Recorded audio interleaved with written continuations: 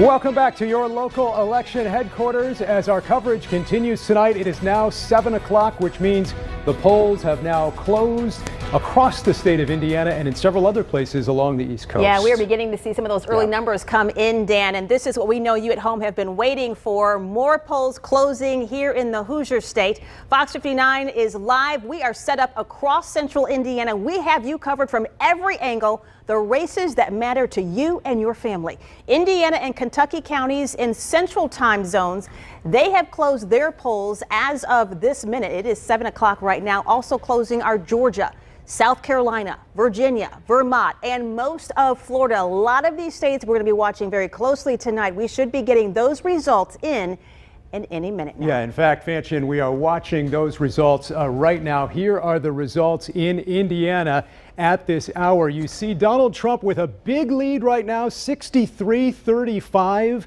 7 o'clock 4 years ago, Indiana was the first state on the board for Donald Trump, and we might still be. I'm keeping an eye on the coverage from Fox News. So far, they're not able to make a projection yet in Indiana. I believe that's because we're only looking at a certain subset of counties reporting results right now, mostly from northeastern Indiana and other rural counties, but I do have two projections just in right now from Fox News for former Vice President Biden. You see the states where the polls just closed. Two projections so far. They're projecting the state of Vermont. That always goes fairly early into the Democrats' column, but also right now Fox News projecting another state that had been something of a swing state in previous elections. They're projecting Virginia will also go to former Vice President Biden, who has an early 16-0 advantage in the Electoral College. Again, just two states on the map. And indeed, we may very well see Fox News, Associated Press, and other news organizations soon call the state of Indiana with the president up big. But again, I believe it's because we're only seeing some counties reporting results at this hour. We're also looking at those numbers right now, Fanchon, in the race for governor. Yeah, and when it comes to the race for governor, you see it there on your screen. Republican Governor Eric Holcomb running for a second term.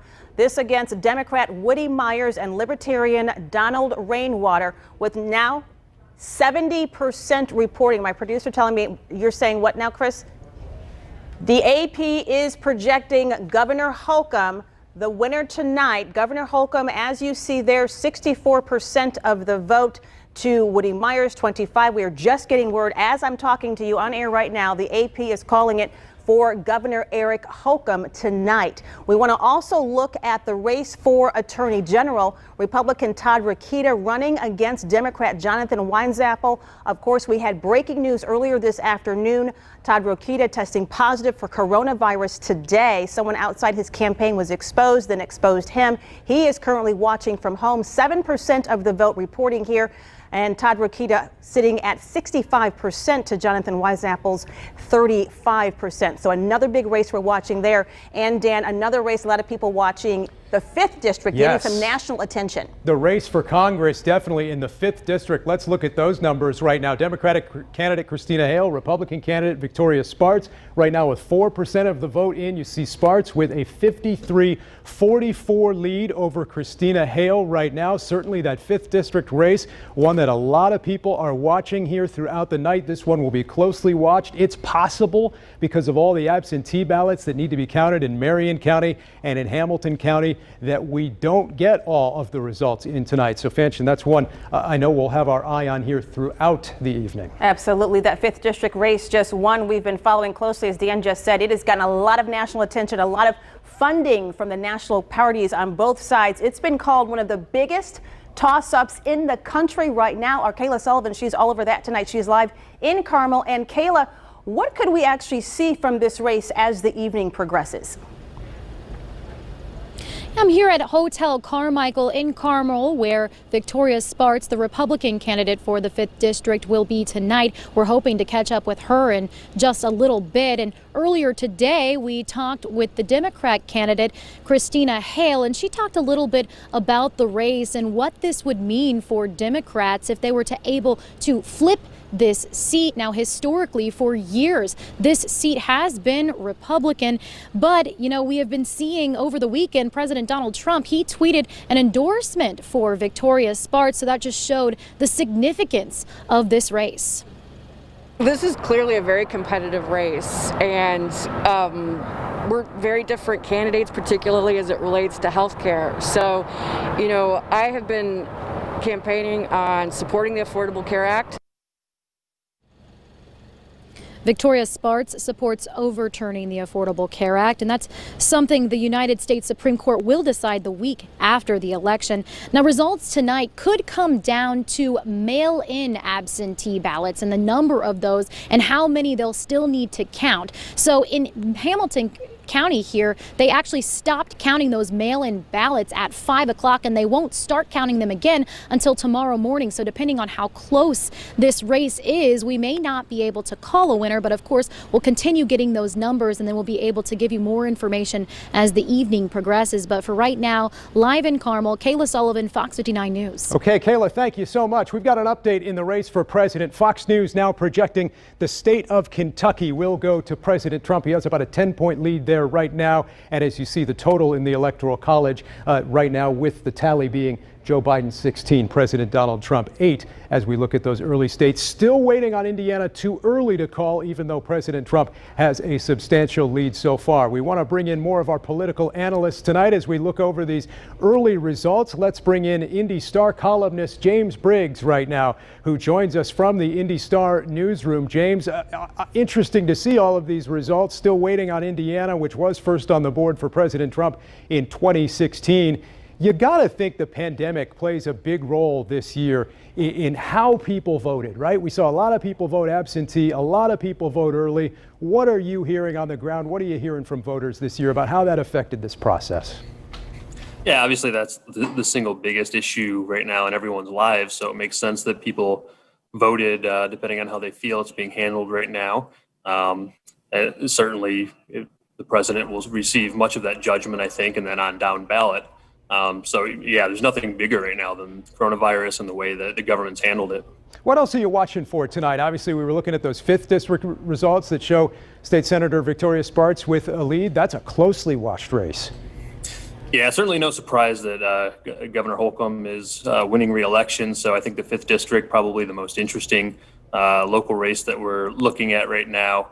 It's been so contentious, so important nationally, so much outside attention and advertising going into it. I think that's certainly the most interesting one that we're still waiting on. And in fact, Governor Holcomb, projected winner by the Associated Press, re-elected to a second term, according to the AP. James Briggs there live for us in the Indy Star newsroom. We'll be checking in with him throughout the night and some of his colleagues from the Indy Star as well. Thanks, James. Fanchon, back over to you. All right, Dan, our reporter is positioned throughout central Indiana in communities where many of those races are important to you. Our Lindsay Eaton joining us now from Lucas Oil Stadium, and it was added as a voting location. So, Lindsay, I can't tell if there are any people behind you, but what's the line looking like now? Is there even still a line? No, there isn't. I'm going to step out of the way. And this is what we have seen. We've been out here for a few hours, to tell you the truth, and we have not seen a line here at all here at Lucas Oil Stadium. This is one of the polling places with the shortest lines today. Voters tell us they were in and out in 5 minutes. And like I said, the original plan was to have Lucas Oil Stadium open just today for Election Day. Now, since we had that record-breaking early voter turnout, the decision was made to open up the stadium to accommodate all those early voters that were getting out at all the other voting sites. So that's why they wanted to open up Lucas Oil Stadium. Polls closed, like you know, just about an hour ago. So now the focus really shifts to those volunteers and those workers counting all these ballots. We did check in with the Marion County Clerk's office. They tell us they have so far counted 51,000 absentee ballots. Now, it could take days for Marion County to get all the absentee ballots counted. Officials tell us it is a tedious, but they assure us it is a tedious process, but it is also a thorough and efficient process. We are going to be out and about all night continuing our election coverage. For now, we will send it back to you guys. All right, Lindsay, that process well underway right now. We are also in Hamilton County tonight. That is where Kelly Rinke is at the State Fairgrounds there. And Kelly, looks like pretty much just poll workers where you are right now. Yeah, and it looks like a lot of media partners as well. This is the room where those results here in Hamilton County will be coming in. I'll step out of the way. They have a couple screens here where people are going by. Some of the first results are now coming in. It's the results that we're seeing are just a fraction of the mail-in absentee ballots and some of the early voting machines as well. They had us here at the fairgrounds because they needed a place for social distancing. This usually happens at the Judicial Center here in Noblesville. Now, earlier today, we actually got some video of some workers who are counting some of those absentee mail-in ballots. They have about 44,000 to count, and they actually had a delay this morning because they were waiting for a list of voters to come in, and it set them back a couple of hours. So the latest numbers that we had is that they were able to count about 13,000. They actually had to stop that around 5 o'clock this evening so that they could switch over to counting some of the machine votes. Now, the clerk tells me that it's possible that they may not be able to finish that until Thursday. Some of the voting sites that we were at, one in particular here at the fairgrounds, it was pretty slow for several hours, and it's probably because so many people voted early in person. About 55,000 people showed up to the polls here in Hamilton County today. That's in comparison to 98,000 people who casted a ballot early in person. So that's probably why some of those sites were a little bit slow. Now, again, we just got some of the first results here in Hamilton County, so we're going to go back and analyze those and, of course, provide you updates throughout the evening. But for now, reporting live in Noblesville, I'm Kelly Rinke, Fox 59 News. All right, Kelly, it's going to be a long night for some of those polling locations. We know that. We are also watching the race for Indiana's governor tonight, Yeah, Dan. Fox 59's Courtney Crown live at the JW Marriott, where the Indiana GOP is gathering to watch those results. A small crowd there, obviously, because of the pandemic. But big news for Governor Holcomb, projected the winner tonight for re-election. Right, absolutely, Dan. So we just found out that the Associated Press has named Governor Eric Holcomb to another term, the seat that he had got in 2016. Now, what I can tell you right now is we're awaiting Governor Holcomb to come into this room and make a speech right up there at the podium. That's also where we're going to hear from Lieutenant Governor Suzanne Crouch. I got to tell you, we've been talking about a different kind of election night all show long, but it has been underscored by after that Associated Press poll came out, naming him the winner in, of course, Indiana, and naming him back to his seat, because there was no uproar, there was no clapping, there was really not a lot of excitement. All we know is that somebody with the team came up and made sure that the microphone was working correctly and that all of us reporters had gotten levels on that. So that indicates to us we're going to be hearing from Governor Eric Holcomb soon. But again, normally at a watch party, when news like that would come down, you would just hear an eruption of clapping and people hugging and people happy. But that's not the case tonight. You can see this room is just full of journalists here to cover this race. So we're going to be having much more, especially once Governor Holcomb takes the podium up there. We're going to be bringing you that speech and what he says during his remarks. That's the latest from downtown Indianapolis. Courtney Crown, Fox 59 News. Well, we enjoyed an absolutely beautiful day in central Indiana. The skies are clear, and tonight the temperatures are starting to slip, but still very, very comfortable. A far cry from where we were at over the last couple of nights. Downtown Indianapolis is quiet. Numbers are still in the mid-50s at this hour. Very, very comfortable weather, and a south breeze will continue to blow. That means the temperatures that are running as much as 15 degrees warmer than they were 24 hours ago will stay milder overnight. We'll look for lows in the 40s, but 60s and 70s are in the forecast. I'll let you know when we'll get back to some 70-degree temperatures in my 7-day forecast coming up right after the break. Stay with us. More election coverage is coming up as well.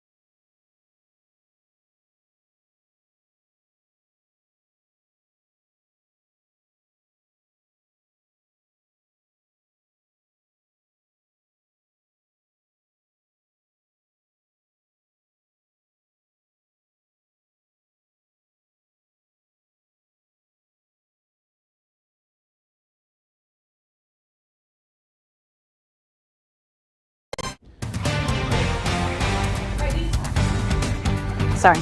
Well, we're going to continue to serve up this beautiful weather, Fanch, and I'll tell you what, it was a gorgeous day in central Indiana, and it's still a very, very comfortable night. Here it is in early November when low temperatures are typically down around 40 degrees. We're escaping the chill. Remember, Monday we started in the low 20s. That south breeze is blowing in Broad Ripple, in Carmel as well. The sun had been out strong all day long, and the temperature boost was impressive, jumping a good 30 degrees in most locations, a beautiful sunset, and among one of the clearest days we've had all year long. Only 19 days this entire year were that bright. We've got lots of sunshine in the forecast. A few more mid-level clouds will move in on Thursday, but looking ahead for the next several days, we may not manufacture any kind of rain clouds until next Wednesday. The southwest wind is at 9 miles per hour. The temperature is at 52. As far as election days, presidential election days go, this was the warmest we've had since 2008 when the temperature hit 73 degrees. We're also the driest since 2008 as well. Still dry and still comfortable with numbers mainly in the mid to upper 50s at this hour. Fort Wayne is down to 48 degrees. It's going to slip rather quickly under these clear skies back into the 40s, but not the 30s. That's how we started the day.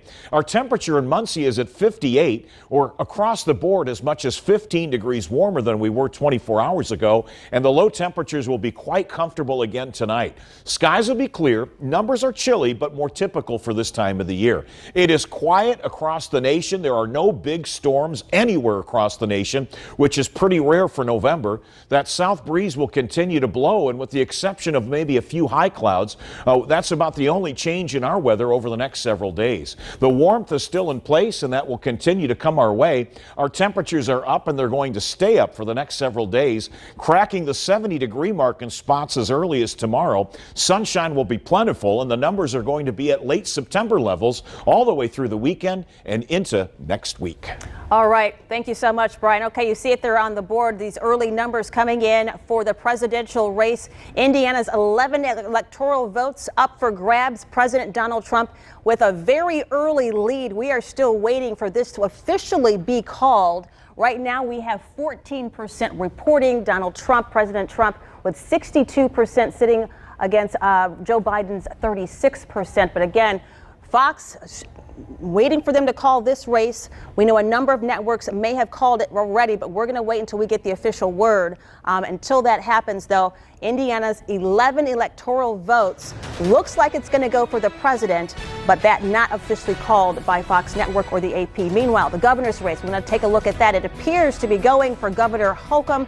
Governor Holcomb being called the projected winner, the AP calling that race with 13% of the vote reporting. And there you see Governor Holcomb with 63%, his challenger, Dr. Woody Myers, 26%, and the Libertarian candidate at 12%. So, Dan, these numbers coming in, a number of states have reported. We're sitting in terms of the national electoral vote at 8 for President Trump, I believe it is, and 16 for former Vice President Joe Biden. That's right. As you mentioned, some networks have called President Trump a winner in Indiana. Fox News still saying too early to call. Obviously, President Trump with a big lead. We've got a panel of experts here tonight breaking it all down, talking about these races, talking about the key races, that 5th district race as well. Jennifer Wagner, Mike Murphy with us on the appropriately appointed blue and red couches tonight.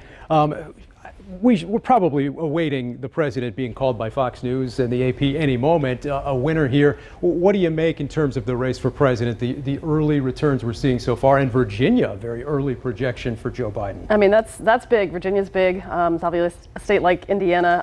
I don't think anyone thought this state was not going to go for Donald Trump. Again, as we get more returns in from some of those larger population centers like Marion County, Lake County, I expect that number to decrease for the president. And I'm looking for it to be either under or over 10% as kind of a bellwether. Big congrats out to Eric Holcomb. I'm sure the folks down at Holcomb headquarters are cracking open a few beers by this point, but there's still a lot to see in this night. Yeah, no doubt about it. Also still waiting to see what happens in that race for Attorney General. The news today, obviously, that Republican candidate Todd Rokita tested positive for coronavirus, again highlighting just how top of mind, front and center this pandemic continues to be this election year. Yeah, of course we hope that Todd gets better quickly. Wish the best for he and his family. I do expect that he will win handily. With the numbers looking the way they are for Holcomb and the president at this point, he should win big. Remember, Todd is from Lake County. So while you'll see Holcomb's numbers drop off a little bit and the president's as well, Todd's may hold, actually, because he's from, I think it's Munster. Yeah, that's right. And so he should hold. We'll be watching those results. We'll be talking with Jennifer and Mike throughout the night as well, and on our webcast coming up on fox59.com. Fanchon? All right, we have a few more numbers coming in. We're going to put those on the screen for you, but right now you are watching your local election headquarters. Stay close. We've got much more to come. As the numbers come in, we will get them to you, and we will keep you updated. We'll be back right after this.